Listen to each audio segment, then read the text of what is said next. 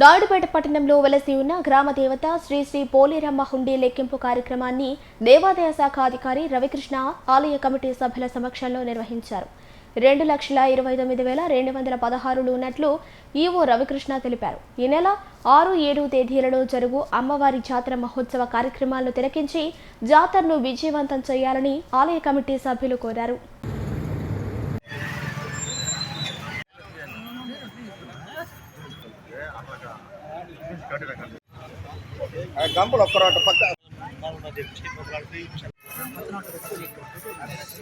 శ్రీ శ్రీ శ్రీ గ్రామదేవత పోలేరమ్మ జాతర 2025వ సంవత్సరంలో జరగబోతూ ఉంది.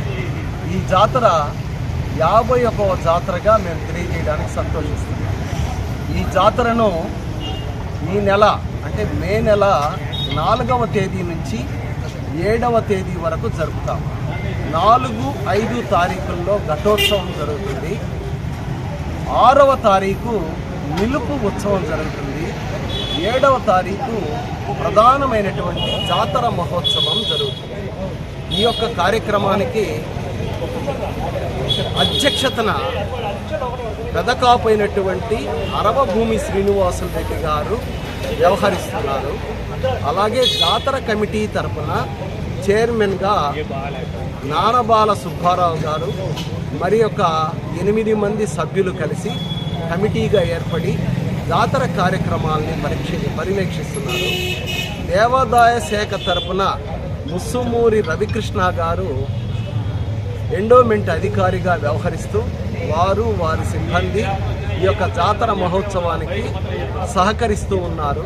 ఈ యొక్క కార్యక్రమానికి నాయుడుపేట పట్టణ ప్రజలు, పరిసర ప్రాంత ప్రజలు, భక్తులు అందరూ విచ్చేసి అమ్మవారిని సేవించి మొక్కులు చెల్లించుకొని జాతరను జయప్రదం చేయవలసిందిగా ప్రార్థిస్తున్నారు. ఈ జాతరలో మా కమిటీ తరఫున 8 మందిని నిర్ణయించారు.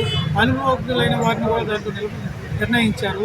ఇదే విధంగా ఈ జాతరని మొట్టమొదటి నుంచి నిన్నమాల పెదకాపు అరవభూమి వంశస్థుల్లో ఉన్న శ్రీనివాసరెడ్డి గారి ఆధ్వర్యంలో అంగరంగ వైభవంగా వారి పాత్రలు వారి పోషిస్తూ ఎండోమెంట్ వారు అయితేనేమి, మా కమిటీ సభ్యులు అయితేనేమి, సీనియర్స్ అందరూ, ఈ అరవభూమి శ్రీనివాసరెడ్డి గారు అయితేనేమి, ప్రతి ఒక్కరూ ఈ జాతరని అంగరంగ వైభవంగా నిర్వర్తించేదానికి అందరూ సహకారం అందిస్తున్నారు.